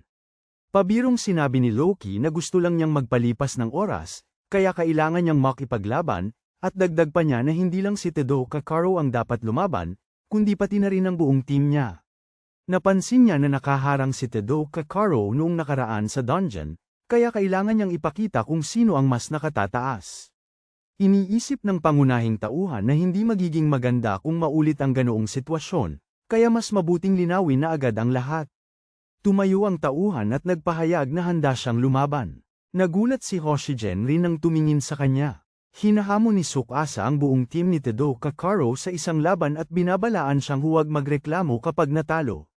May lumitaw na mga ugat sa noo ni Tedo Kakaro. Nagalit siya at sumigaw tungkol sa kung paano naglakas loob ang bida na sabihin ang mga bagay na yon. Sabi ni Loki na walang nakakatuwa sa isang ordinaryong laban at nararapat na dagdagan ito ng mga detalye. Sumang-ayon si Tsukasa, nag-isip, at nagdesisyon na ipahayag na kung mananalo siya, kailangang magbitiw si Tedo Kakaro mula sa guild ni Hoshigen rin at aprubahan ang pagtatayo ng isang bagong dungeon. Organisasyon ng pamamahala sa Japan. Idinagdag ng bida na ang ama ni Tedo Kakaro ay direktor, kaya walang komplikado roon. Sinabi rin ni Tsukasa na hindi dapat makialam si Tedo Kakaro sa mga pangarap ni Hoshigen rin. Naguguluhan at nagtataka ang babae na tumingin sa karakter. Sumigaw si Tedo Kakaro na napaka-arogante ng bida at galit na nagpahayag na wawasakin niya ito. Lumipat ang eksena sa training ground ng eskwelahan. Nakatayo ang mga bida ng magkaharap na may mga espada sa kanilang mga kamay. Inanunsyo ni Tsukasa ang mga kondisyon at sinabi na ang unang bumagsak ay talo. Sumang-ayon si Tedo Kakaro at may kumpiyansang nagpahayag na matatalo rin naman ang pangunahing tauhan. Itinaas ni Tsukasa ang kanyang espada habang may usok na umaaligid sa kanya. Sinalakay siya ni Tedo Kakaro gamit ang isang bolang apoy. Nailigyan ng pangunahing tauhan ang atake. Sa kabilang banda, lumundag si Yoshimura Riko sa kanya, ngunit umilag si Tsukasa, at tumama sa lupa ang espada ng kalaban, na nagpabiyak dito. Sinubukan ni Riko Yoshimura na sumipa, sumisigaw na hindi makakaiwas ang bayani, ngunit hinarang ito ni Tsukasa. Inaayos ang sira gamit ang kanyang mga kamay. Sumigaw si Ino Hayato ng isang nakakaawang kataga at pinatama ang isang kulay ube na buo ng mahika sa bayani. Sinalag ni Tsukasa ang atake gamit ang kanyang espada. Si Tedo Kakaro ay muling sumugod sa karakter na may mga salitang hindi niya ito titigilan hanggang sa ito ay mawala. Lumikha ng isang bagyong apoy ang lalaking pula ang buhok. Sumigaw si Roko Shogun rin sa pangunahing karakter upang mag-ingat. Sinabi ni Tedo Kakaro na ang talunan ay talagang talunan at pagsisisihan ni Tsukasa ang laban na ito sa susunod niyang buhay, at pinanood ang laban ng nakangiti. Si Tsukasa ay lumabas na walang gallows mula sa apoy at sinabing hindi pa siya patay. Ipinakita sa bintana ng sistema na ang Copycat Mastery ay aktibo na. Ang sumusunod na mga bintana ng sistema ay nagpapahiwatig na ang kasanayang Heroic Strength ay aktibo na rin, at pati na rin ang Lightning Strike Power ay nakupya. Si Loki, na may masayang mukha, ay nagsabing bigo ang pagtatangka na gamitin ang apoy. Sabi ni Tsukasa na kung hindi dahil sa pagkakaiba ng mga antas, sana'y namatay na siya. Hinikayat siya ni Loki at sinabihan na huwag siyang maglakas loob na mamatay. Tumayo si Tsukasa at isinaisip na maaaring hindi magsalita ng magarbong pananalita ang babae. Bamaling ang pangunahing tauhan kay Tedo Kakaro para matapos na sila agad. Tinawag ng lalaki si Tsukasa Kasargi na talunan. Itinuro niya ang kanyang kamay at sinabi sa pangunahing tauhan na huwag maging mayabang. May mga bowl ang apoy na lumipad patungo sa pangunahing tauhan, ngunit hiniwa niya ang mga ito gamit ang kanyang espada. Sumigaw ang mga manunood sa gulat na maaaring hindi naman pala talunan si Tsukasa. Ngumiti si Pashagan rin at naisip na walang nakakagulat dito. Hindi siya nagdududa sa lakas ni Tsukasa. Sumugod ang bida at tinanong si Tedo Kakaro kung yun lang ba ang kaya niya. Nagalit si Tedo Kakaro at nagpahayag na papatayin pa rin niya ang kalaban. Napansin ng bida na puro salita lang ang kaya ng lalaki, at sumagot si Tedo Kakaro ng pariralang masyadong kampante si Tsukasa sa kanyang tagumpay matapos talunin si Yashimura Riko. Sabi ng bida na huwag magsalita ng walang kabuluhan at lumapit. Sumugod si Inuheyato sa kanya. Isinigaw niya ang pariralang talunan si Tsukasa, na nilalagpasan ang kulay ubing agos ng mahika ni Inuheyato. Naabot ng pangunahing tauhan ang kalaban at hinawakan ito, sinasabing maaalala niya ang lahat ng ito. Lumabas ang mensahe sa bintana ng sistema na ang kasanayang pagtama ng kidlat ay aktibo, at si Inuheyato ay tinamaan ng kuryente. Ang talunang kalaban ay nanatiling nakahiga sa lupa. Lumapit ang bayani kay Tedo Kakaro at sinabing siya na lang ang natitira. Iniisip ni Tedo Kakaro na nagawa ni Tsukasa na gayahin ang kasanayan ni Inuheyato, ngunit ang ganitong atake ay hindi maaasahan at minsan lang magagamit. Napagpasyahan niya na sinwerte lang si Tsukasa. Paalala ni Tedo Kakaro sa pangunahing karakter, sabay ngisi, ang pagkakaiba nila sa husay. Tumatawa si Loki dahil kumbinsido ang batang lalaking pula ang buhok na kaya niyang manalo. Iniisip ni Tsukasa na gusto niyang itago na bumuti ang kanyang kakayahan, at hindi tulad ng isang gayahin, ang Jinayang kakayahan ay isang beses lang gumagana. Kaya naman, hindi na magagamit muli ng pangunahing karakter ang kakayahan. Nagsisimulang isipin ng pangunahing karakter na dahil sa traito ni Tedo Kakaro sa kanya noon, kailangan niyang talunin ang buong grupo nito. Gawain ipagmalaki ni Kakaro sa bida na huwag siyang magmayabang sa pagkakapanalo laban sa kanyang mga kasama. Napansin ni Tsukasa na nagsasalita na naman ang lalaking pula ang buhok, at sumuko na lang kung natatakot siya. Ngumisi si Tedo Kakaro at sinabing mahaba ang dila ng bida, ngunit tatahimikin niya ito. Bumato ng mga atake ng espada si Tedo Kakaro, na sinalag naman ni Tsukasa. Nagulat ang bida sa marahas na kilos ni Tedo Kakaro. Nagawa niyang pigilan ng isang malaking agos ng apoy. Tinitingnan ni Pashagan rin ang nangyayari ng may sindak at sumisigaw, natatakot para sa pangunahing tauhan. Nagagalak si Tedo Kakaro, ngunit nawala ang usok at lumabas si Tsukasa. Napansin niya na parehong atake ang ginawa ng kalaban noon at hindi nakatulong, at nagbitiw siya ng mapanuyang salita na dapat matuto. Tumingin si Tedo Kakaro sa pangunahing tauhan ng naguguluhan. Ngunit sinabi niya na sumable ang kaaway. Nagprotesta ang lalaking pula ang buhok na nagpuntirya siya ng malapitan at imposibleng makailag. Sinabi ni Tsukasa na ang apoy na nilikha ay hindi galing kay Tedo Kakaro, kundi galing sa kakayahan ng pangunahing karakter. Labis na nasindak si Tedo Kakaro at sinabing ginaya ng bida ang kanyang kakayahan at hindi niya naiintindihan ang sitwasyon, dahil hindi pa raw ito ginawa ni Tsukasa dati. Sinabi ng bida na oras na para tapusin ito. Tumakbo siya at tinaboy ang lahat ng bowl ang apoy na lumilipad sa kanya. Winasiwas ng bida ang kanyang armas kay Tedo Kakaro, sinubukan ng kalaban na lumaban, pero napunta si Tsukasa sa likod ng lalaki. Nagpakawala siya ng malakas na suntok, pero napaurong si Tedo Kakaro sa galit. Isang matinis na boses ang nag-utos sa lalaki na huwag gumalaw. Si Tedo Kakaro ay parang natigilan sa lakas ng puwersa. Balot ng apoy, lumapit ang bida sa kalaban, na napansin ang mga apoy sa pagkasindak. Sa isip ni Tedo Kakaro, nagtatanong siya kung kinopya na naman ni Tsukasa ang teknik ni Kasaragi. Hiniling niya sa bida na tumigil. Sinabi ni Tsukasa sa kanya na kumalma lang dahil hindi naman niya siya papatayin. Sa isang pitik, tinaas ng bida ang mga apoy sa paligid ni Tedo Kakaro. Hinahawakan niya ang lupa, at buong pagtatagumpay na sinabi ni Tsukasa na nanalo siya. Hindi makapaniwala si Tedo Kakaro na natalo siya sa isang talunan. Inutusan ng boses ng pangunahing tauhan ang lalaki na tuparin ang kanyang pangako. Bumagsak si Tedo Kakaro sa lupa. Ipinagpaliban ang aksyon pagkatapos ng laban ng ilang araw. Sinasabi ng voiceover na, sa utos ng ama ni Tedo Kakaro, nagawang umalis ng payapa ni Hoshigen Rin sa Bloodshed Guild. Bumuo ng guild si Hoshigen Rin at ang pangunahing tauhan. Nag-uusap ang mga bayani sa isa't isa. Sabi ng babae na maaari na silang umalis, dahil tapos na ang mga pormalidad. Tinanong siya ni Tsukasa kung saan siya pupunta. Sumagot siya na nasa piitan siya. Nagtataka ang bida kung madali lang ba ito. Naglaro ng buhok ang babae at sinabi na ngayon pupunta sila sa tirahan ng mga patay na nasa intermediate level.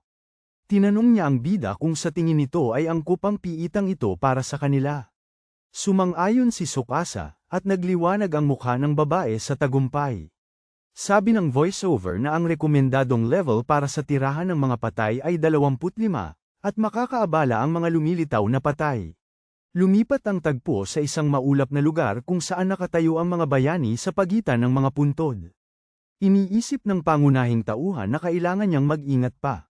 Tinanong ni Hoshi Genrin kung bakit malungkot si Tsukasa. Nahihiya niyang sinabi na walang nangyari at na sa tingin niya ay kailangan lang niyang maging mas maingat hanggat maaari. Tinawag ng bayani si Ruth. Isang batang lobo ang lumitaw mula sa asul na pentagram. Tuwang-tuwa si Hoshi Genrin nang makita ito. Tinapak ni Tsukasa ang ulo ng lobo at hiniling na magsikap pa. Napansin ni Hoshi Genrin na ang hayop ay nakakatuwa at masayahin. Inaabot niya ang kanyang mga kamay sa hayop.